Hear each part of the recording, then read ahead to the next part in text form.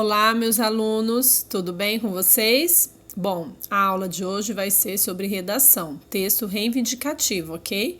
Módulos 43, 44 e 45. Bom, como seres racionais, estamos o tempo todo adquirindo conhecimentos, não é mesmo? Analisando informações, estruturando pensamentos e, consequentemente, emitindo opiniões. Com base nesse processo de comunicação com os demais, nós nos valemos do uso de argumentos e contra-argumentos para difundir aquilo que constituímos em nosso pensamento. Esse tipo de prática ocorre no cotidiano, tanto oralmente, uma simples conversa, debate ou até mesmo numa discussão mais acirrada, quanto por meio de texto escrito, como cartas abertas, abaixo-assinados e petições online. São os chamados textos reivindicativos, muito utilizados em contextos de defesa ou de debate sobre direitos dos cidadãos. Então, esses textos, pessoal, como o próprio nome diz, eles vão seguir o significado da palavra reivindicar, que quer dizer requerer, solicitar, reclamar. Vamos conhecer um pouquinho dos tipos e características desses textos? Então, olha lá, como eu acabei de falar para vocês, né? Reivindicatório, né? Ou texto reivindicativo, que contém ou diz respeito à reivindicação, reivindicativo, tá? Então, nós vamos conhecer um pouquinho das características da carta aberta e do abaixo-assinado, ok? Olha lá, pessoal, a carta aberta, a estrutura dela vai ser sempre essa, né? Primeiro você vai colocar o local e a data, né? Logo abaixo o vocativo, que é para quem você vai destinar essa carta, né? Aí você vai contextualizar, você vai descrever a situação ou problema com a apresentação de informações relevantes. Daí, no desenvolvimento, que aí já entra aí, né? O segundo parágrafo, você vai expor os seus argumentos, os pontos de vista referentes a esses assuntos. E daí você pode colocar também as causas, as consequências, justificar o motivo pelo qual esses problemas incomodam ou fazem mal ao grupo. E por fim, na conclusão, você vai sugerir possíveis medidas para a solução do problema, apresentando justificativa para as medidas de solução e as expectativas esperadas, ok? Logo abaixo vem a despedida, né? E a assinatura. Na despedida, geralmente nós utilizamos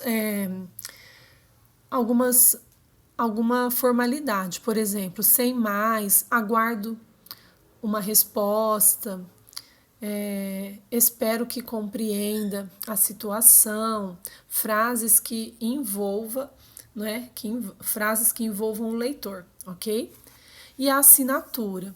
Geralmente, nas propostas de redação do vestibular, eles já sugerem para o aluno um nome fictício, né, um pseudônimo. Quando isso não ocorrer, a gente sugere para que o aluno coloque apenas as iniciais né, do nome e do sobrenome dele, ok?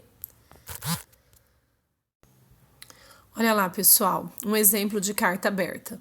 Logo no início, né, do texto, nós temos o local, Maringá, e a data, 12 de dezembro de 2016. Aí, logo na sequência, nós temos um título, Carta aberta aos meus familiares sobre a doação de órgãos. Observe que já no título, ele já deixa especificado o vocativo, que é para quem ele vai mandar essa carta, no caso, os familiares. E daí na introdução ele vai descrever a situação problema. Olha só como é que ele coloca. Como vocês sabem, sempre tive minhas dúvidas se eu seria ou não um doador de órgãos. Mas, movido pela discussão de um projeto de caráter interdisciplinar em minha escola, pude concluir que desejo ser um doador de órgãos. A felicidade de ter recebido e a satisfação nos depoimentos das famílias que doaram ou receberam os órgãos foi capaz de me comover e me fazer enxergar essa questão de uma maneira diferente. Como vocês têm conhecimento da minha solidariedade e ambição por ajudar o próximo, aqui ele já começa o desenvolvimento, tá? Vi que a doação de órgãos é uma das maneiras mais honrosas para tais ações. Por quê? Porque aqui ele já está justificando. Ademais, alimentar as esperanças e acabar com o sofrimento das famílias que esperam incansavelmente será um grande feito para mim. Por isso, meus familiares, minha decisão de ser um doador de órgãos é certa e definida, pois quero acabar com a necessidade e o desespero de, ao menos, algumas pessoas. Com a publicação dessa carta, espero que vocês entendam o meu desejo e que isso os motive também. Atenciosamente, Lúcio. Né? Se trata de uma carta aberta, especificada justamente para os familiares, não é mesmo? E a estrutura é essa, tá, gente? Se vocês tiverem curiosidade. Pessoal, agora nós vamos ver o abaixo-assinado, né? Reivindicando o contexto. Por que reivindicando o contexto? No abaixo-assinado, um grupo de pessoas se mobiliza para uma reivindicação destinada a alguém com poder de decisão. Essa pessoa com poder de decisão pode ser, por exemplo, o síndico de um condomínio, o diretor da escola, uma autoridade política, entre outros. Embora seja endereçada a um destinatário específico, por se tratar de uma comunicação coletiva, a estrutura do abaixo-assinado ela se assemelha muito à carta aberta. Observe.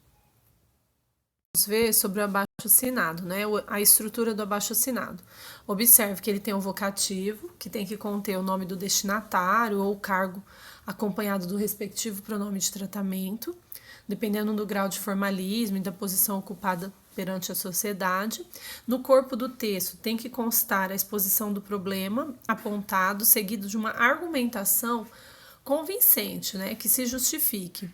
E logo depois o local, a data e a assinatura, né, ou assinaturas das pessoas envolvidas, tá, dos solicitantes. Lembrando que junto ao nome delas pode conter dados pessoais, por exemplo, o número de documento pessoal, um cargo ocupado ou endereço. O que eu quero lembrar vocês, nesse advento, né, da era digital, os abaixo-assinados, eles podem ser organizados numa plataforma online, abrangendo um número ainda maior de peticionários. A esse veículo dá-se o nome de petição online, tá? Então, essa petição online, ela se tornou um sinônimo do abaixo-assinado e é uma forma de reivindicar algo pelo meio virtual, tá bom? E é isso, pessoal.